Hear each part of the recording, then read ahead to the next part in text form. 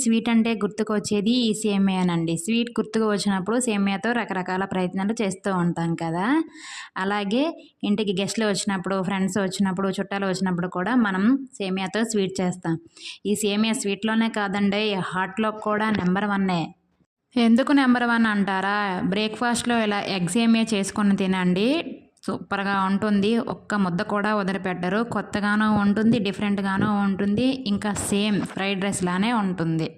అదేంటో గానండి, దేంట్లోనైనా ఎగ్ వేసి చేస్తే ఆ రెసిపీకి ఒక కొత్త టేస్ట్ అయితే వచ్చేస్తుందండి. ఎగ్గా మజాకా.